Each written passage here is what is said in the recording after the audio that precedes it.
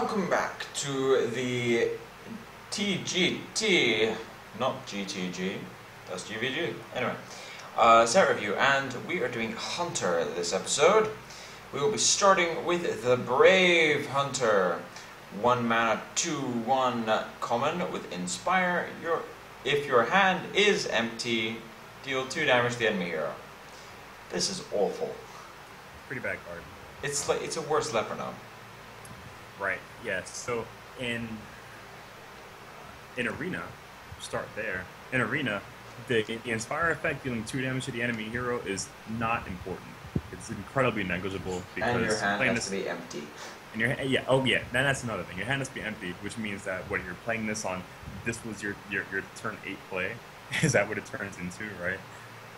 And that's not very good. Yeah. In Constructed, what are we talking about? Face Hunter, right? I can't just Face Hunter. I have a hard time conceiving how you make room for this by taking out cards that already exist in it that you'd rather have this over. I also have issues conceiving, like, most of the time Face Hunter does not have an empty hand. Quick Shot only triggers like once every 6 games. Because you don't actually have an empty hand most of the time because you're holding burn. Yeah, and by the time your hand empties, you're going to win the following turn. Yeah, exactly. So it's bad. Alright, moving on. Bear Trap, the secret for this set. Every secret class got 1. Bear Trap is, as with all Hunter secrets, 2 mana. It is a common and it's a secret. After your hero is attacked, summon a 3/3 bear with taunt. This is an Ironfur Grizzly. I love this card. I think this is one of the best designed cards in the set. And I think it's very good. Yeah, this is the first Hunter secret that triggers after your hero was already attacked. Which makes it incredibly interesting and disruptive, because imagine your opponent now has a very difficult decision as far as what secret to play around. Because if they want to play around Freezing Trap, they want to hit with their smallest minion first. But then now, let's say they have Dr. Boom and a Boombot. They're attacking with the Boombot first, then Bear Trap triggers, and then 7 damage is soaked up by an Ironfur Grizzly. It's very difficult to deal with this card. Yeah, the other thing is, you might be attacking... I mean, you're also going to have those people who are trying to, like, play around Explosive by triggering it at a certain point, and they can't. Like, they try and trigger it, and then it's Bear Trap, and they feel really awkward about it. I think the best one is Freezing Trap, and I think the mid-rangey and slower Hunter decks are having issues where it's just like, what do we play as a third trap? Because it's just 2 freezings and ... Yeah, this is probably the most disruptive trap that Hunter has now, right? Because in now combination with freezing. Exactly. Well, yeah. Well, even its existence is disruptive, right? Because now it really messes with the ordering of your opponent's turn. Whereas before, your opponent just there was a correct answer for what line to take. A lot of the time, yeah. But now there is no correct answer if this card becomes popular. Yeah, you kind of have to, like, the snake. It's kind of like how Snake Trap and Explosive Trap and Freezing Trap have this little weird triangle if you're trying to attack minions. And it's kind of the same with Bear Trap now. I think that there is a deck they're trying to push, which at first was Control Hunter, now they're more focusing on, like, Beast Hunter and more mid-range style, like a proper mid-range style, not just like, hey look, it's a slower aggro deck, it's mid-range. Which is what Hunter mid-range has always been. Even when it did the Unleash the Hounds combo, it was still a slower aggro deck.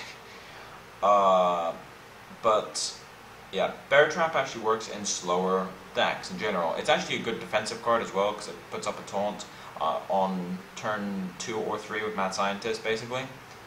And it puts up a free taunt that you can tutor for against other aggro decks and things like that. And it's just a nice value card against aggro decks. And against control decks, it makes it hard to play around. And you get it for free off Mad Scientist. I just think it's actually a really nice trap. Especially when you consider 3/3 bear with taunt costs 3 mana otherwise. Yep, and you can get it for 0, and it draws a card, and it plays itself with Mad Scientist. Yep. That card is good. That's good value in both formats, for sure. Alright. King's Elk. 2 mana, 3/2 beast, it's an elephant. With Battle Cry, reveal a minion in each deck. If yours costs more, you draw it. This is what I meant by promoting the slower Hunter decks. Because against an aggro deck, you get to tutor for some nice stuff, but the main thing is that you're always drawing an expensive minion with this, which means it doesn't impact immediately, which is a bit of a negative point. It does have a draw card, and I think if there's some sort of control deck, this would actually be decent because you can not tutor up for a specific threat, but you can tutor for big threats half the time. Yeah, right. Which is nice. You can mulligan them away, and then you draw them anyway. Now, the question is there enough Hunter cards that support a slower style? Slow enough to run King's Elec? Probably not. But it's actually a decent beast on its own on turn 2. They don't really, ironically, they only have Haunted Creeper. So maybe there's a beast deck coming, that's for sure. There's definitely a beast deck, and they're going to need maybe 4 2-dropped beasts. So King's Elec is decent there. Let's be clear. Let's be clear. You're not running King's Elec and Haunted Creeper in the same deck. That's not happening. You might be, if you're trying to think about it. What other beasts are you running at 2 mana? And I think you're going to need 4. I don't think that people are when people play this card, I think that it being a beast is going to be of a largely secondary concern. Maybe. Actually, now I think about it, one of the main pulls is a 5-drop, so yeah, you can run Animal Companion and things before that. Yeah, and I think that this is one of the cards that is clearly going to be seen in most likely a Control Hunter deck. Now, you asked the question of whether or not there are enough cards to support a Control Hunter deck. Now, with the inclusion of the cards from this set, I think it's pretty close. It's close. It's not quite there yet, in my opinion. I think it's pretty close, and I think Lock and Load is a huge wild card. Quite literally. Pretty much define. Yeah, it'll pretty much define whether or not Control Hunter is going to be viable, because I don't think anyone is really quite sure how good that's going to be yet. Yeah, I'm not either. Anyway, Arena, I would say decent. 2 mana, 3/2 beasts in Hunter, that can sometimes draw a card. It's not bad. Anyway, Power Shot, 3 mana, deal 2 damage to a minion and the minions next to it. Mini explosive trap / explosive shot. I'm going to say this is, Control Hunter could make use of this because it's basically a mini AoE. So that's good. It's not vulnerable to Kazan Mystic, which is a thing. Traditionally, you don't have any reliable AoE. Explosive Trap's not reliable. So, I think if you need a control type card, this will see play. Not in current Hunter decks, because there's no reason. It can't go to place. But I think it's a decent card. If Control Mage can run Explosive Sheep, then Control Hunter can run Power Shot. That is true. Also, in Arena, I like AoEs to deal 2 in general. Alright. Ram Wrangler. 5 mana, 3/3 rare with Battle Cry. If you have a beast, summon a random beast. This is a powerhouse incentive to run beasts. The average you get from this thing is like 6 stats additional. Which is insane. Now, the worst case scenario is Web Spinner. Now, actually, the outcomes... No, Timberwolf.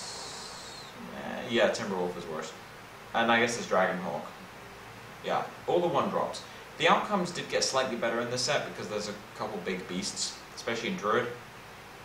There's a couple big beasts in general, and you've got King's Elec, which is a 2-drop. You've got the 2 legendaries, which are both beasts, and they're 4/2s, with decent effects. So those all make it slightly better. Which means with the set, it actually makes it better. Now, on average, you're going to be getting probably way more than you would normally pay for a 5-drop.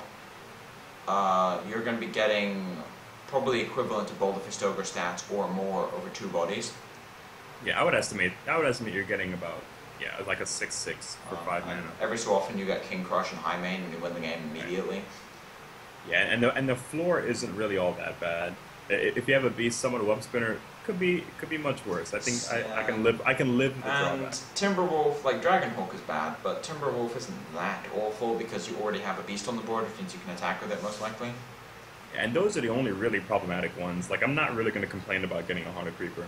Yeah, exactly. It's mostly just the 2 1-drops that don't draw cards, but then there's so many other beasts, and there's just so many good ones. Right. So I think this is a very good card. Now in Arena, you need a lot of beasts to make this work. I would say you probably need about 5 beasts to make this work. 6? I'd say 4 or 5. I'd say maybe. 4 or 5. I mean, it's a 5 drop, so like you're drawing quite a few cards before you play it. That is true. Alright, and also Animal Companion counts now, which is important. Yes. Ball O Spiders, 6 mana, summon 3 web spinners. Oh god, this card is bad. Yeah, it's bad in both formats. It's so awful. Yeah, I will say though that I love this card because I hate web spinner. And Okay. if they're gonna make a card like this, I'm glad that it's unplayable. Alright, that's good to know. Web Spinner is a bit of an atrocity when it comes to the randomness sometimes. It's better in Arena than Constructed, but that's not saying a lot. It's just bad. Now, on paper, it's like 6 mana, draw 3 beasts, play 3 1/1s, yes, but they cost 6 mana. You know, you're going to play Bull Spiders, and your opponent's just going to go high main. And Yeah. It's just going to be like, this is what you should be doing to 6 mana in Hunter, dude. Like, come on. What are you doing here? I'd play it at 4 mana. I wouldn't feel bad about it. I think 4 mana would be a bit too good, I think. I would consider it at 5 in Arena. Not playing it at 6 at all. Yeah, 6 is way too much. Alright, on to Lock and Load. This is the wild card, as you described earlier. 2 mana, epic spell. Each time you cast a spell this turn, add a random hunter card to your hand. Now, these can be spells or creatures. Now, we've seen this in play a couple times on the streams, and it's either been atrocious or insane. I'm going to say I have no clue. Yeah, I think that the main fallacy and judgment that people are going to make is when they compare it to how, or when they consider how it was played on stream. Mind you, those decks weren't built optimally to center around this card. Exactly. Those decks were built for the purpose of showcasing things, right? I'm thinking of decks with like 2 flares, 2 hunter's marks, probably a wild pyromancer. Yeah. Like You're definitely arcane shots, maybe like all that stuff. Like the decks would need to focus around having some miracle-esque turns surrounding lock and load to draw more cards and get advantage. Yeah, and when you could, like, if you're drawing at least 2 cards from this, I'm not gonna complain about getting random hunter cards in my hand. Yeah, there are a couple of bad ones, but mind you, the threshold of judgment for what makes a card good. There's a difference between evaluating a card to put in your deck over and one cards. that you would play in a game. Yeah, exactly, and one that you're gonna be okay about just simply. I'm gonna say if you draw 2 and you get decent value out of the 2 spells, you've already got value in general, because draw 2 for 2 mana basically, and you replace some cards. Now, if you get 3, I think you're in value town, and if you get 4, or if you go like lock and load into like 2 hunter's marks, jeez, because then you've actually drawn like 5 cards in 1 turn. Now the thing about this is that we're probably only going to see it in Control Hunter. Maybe a mid-range hunter deck focused around spells could use this, maybe, but I don't think so. What you're gonna see though is, or what I imagine though, is that this is gonna make the archetype somewhat difficult because of the sheer randomness surrounding it. It's gonna be difficult for this type of deck to catch on. Yeah. I personally, I love taking these kinds of risks. Yeah, so it adds a lot of randomness to the game. Now, there are going to be times where it's like, if it's too good, it's going to be really annoying after a point. But I don't think it is too good. I think it's more in the realm of like playable or fun. I think it has the potential of being too good. I really think it does, because like when you consider like when I think about decks that'll run this card, I think that this will get at least 2 cards incredibly often, and maybe just 3. And just the sheer amount of high mains and tundra rhinos that are going to be seen, and animal companions, like it's gonna completely break games. You can also use animal companion with lock and load. Yeah, even getting a hunter's mark from lock and load is good. You know, it's like these are incredible. It just cycles immediately. It cycles and deals with other things on the board. You know, it's really good. Yeah, I think lock and load is going to be, as you referred to earlier, as the wild card, and I think I agree there. Alright, on to the last non-legendary card in Hunter, because Hunter got 2 legendaries. Stable Master, 3 mana, 4/2 with Battlecry. Give a friendly beast immune this turn. Now, the problem I have with this is the stats on its own aren't very good. It's not like Houndmaster, where the stats aren't good for the cost, but the point is the 4-3, if you have to play, isn't atrocious. But 4-2 is pretty bad, and the other issue I have with it is if you, like, Immune is a good thing, kind of, but you kind of want Haunted Creeper to die. You kind of want Web Spinner to die.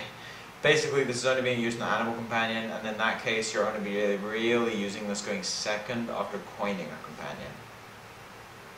Yeah, I mean, I probably wouldn't. I wouldn't even play this if it gave a friendly beast Divine Shield, and Divine Shield is generally more useful than immunity for a turn. So Because it's permanent. Because it's permanent. Like immune is only better in the case of Wind Fury, and it's just or some strange death rattle damage thing like Chomo, I guess. Yeah. I don't. It's not gonna. This card's not gonna. It's not good. I don't think it's good in Arena either. Body's not good enough. Alright, on to the first of the two legendaries, which are actually designed to work together, which is why there's two of them. It kind of feels a bit like Stalag and Fugan, although not quite as reliant on each other.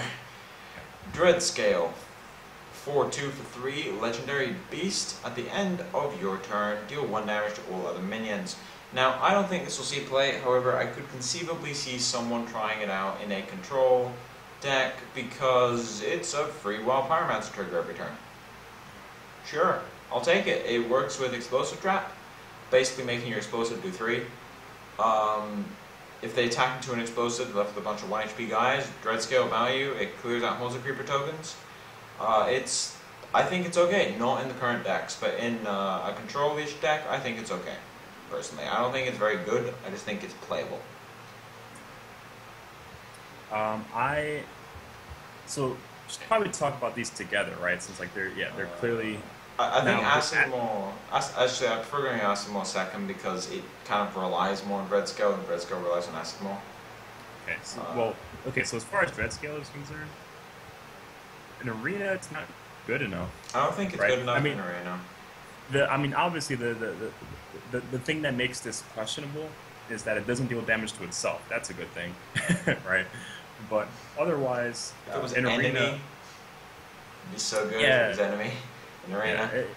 In Arena it's not quite good enough. The 4-2 body isn't good enough. I would have liked this minion to be a bit beefier. I understand that they wanted to have them look similar, these two legendaries next to each other, but make them both 4-3s, I think. That's what I would do. Yes, maybe something like that. Make them both 4-3s. I think Dreadscale will see a ton of play as a 4-3, to be honest. And also, it's at the end of your turn. If it were a battle cry, it'd be even better because then I'd have incentives to play this the turn after I play Gazrilla. Instead, I play this the turn after I play Gazrilla, and then it doesn't do my anything. Opponent doesn't do it, and then my opponent BGH's Gazrilla almost for free if they were to do that. You know, it's weird. It's weird. I don't think it's going to be good enough. Yeah, that's true. Now, the second one, his brother basically here, Acid Maw, 7 mana, 4-2 beast. With whenever another minion takes damage, destroy it. Now this does include your own minions, which is a bit awkward. Now, first of all, why does that need to be on the card that it includes your own minions? But they're supposed to be work together. Basically, the 10 mana combo is Acid Maw, Dreadscale, kill everything that is an Acid Maw and Dreadscale. The problem is it costs 10 mana. Yeah, that's not quite good enough. I will say though, I can concede people playing Acid Maw but not playing Dreadscale, because I think Acid Maw synergizes better with Unleash the Hounds than it does with Dreadscale. Well, because it doesn't kill your board as well. It is because Dreadscale just simply isn't good enough. I'd rather if I'm running to Unleash the Hounds, I don't need to run Dreadscale anymore if I want to get the effect of destroying my opponent's board. I think the way I see it is that I don't think either of them are strong enough. Personally I lean a bit more towards Dreadscale seeing a little bit of play, and Acid Maw not. I think you go slightly in the other direction. I think they're both bad. Now, one thing that I'm interested to know though, because Hearthstone doesn't have a rule book yet, so how can we know until we test it, right? So let's say that we live in a world where you've played Acid Maw and Dreadscale, and the effect goes off, whatever, your opponent does things, but these two cards remain on the board. When your opponent plays those minions, and threat skill goes off at the end of your next turn, what happens first? Does Acid Maw die because it's a 4/1, and then and your opponent's minions stay alive, Or does it the kill Acid everything? Yeah, or do they happen simultaneously? Honestly, I stopped trying to predict some of these because I have no idea. Yeah. Half of the time with Hearthstone, you can predict some of these. Half of the time, you can't. It's And tough. this feels like one of them. I've got a feeling it's going to be something to do with order played and things like that. It's going to be confusing. Yeah, it's going to be confusing. But maybe it'll come up at some point. Probably not, because they're both really flimsy. Yeah, I would guess that it happens simultaneously because it's like with it's like the armor smith when your board takes AOE kind of thing. Yeah, and that even if it dies in the AoE, it still does the Yeah, it still the gets the armor healing. bonus. Yeah, that's true. But I think both legendaries are pretty bad. I think the hunter cards which are worth looking at are Lock and Load, Ram Wrangler, Power Shot a bit, Bear Trap, King Zalek a little bit. Yeah, I think Hunter's card quality overall is slightly lower than Druids, in my opinion. yeah, slightly lower, but much more interesting. Much more interesting, yeah. The only interesting Druid cards that you really think are thinking about, and even then it's a different type of thinking about, are probably Aviana and Combatants, and even then it's pretty straightforward. You're just more thinking of how you can play them, Yeah, as opposed to with Hunter cards. A lot of the time, it's a lot more complicated. yeah, Like Bear Trap is a lot more complicated of a card than Aviana, for example. yeah. These hunter cards definitely do make for some fun deck ideas. That is true. Regardless of how good they are at this, I'm going to be some fun decks, like a deck running 2 King Zalek and a Deathwing. Yeah, basically. That's going to be amusing. Anyway, that's about it for the Hunter. Thank you for tuning in. The next video will be on the Mage. But as for now, this has been Jotto and D.Lineman. Peace out. Done for the day. Alright, see ya.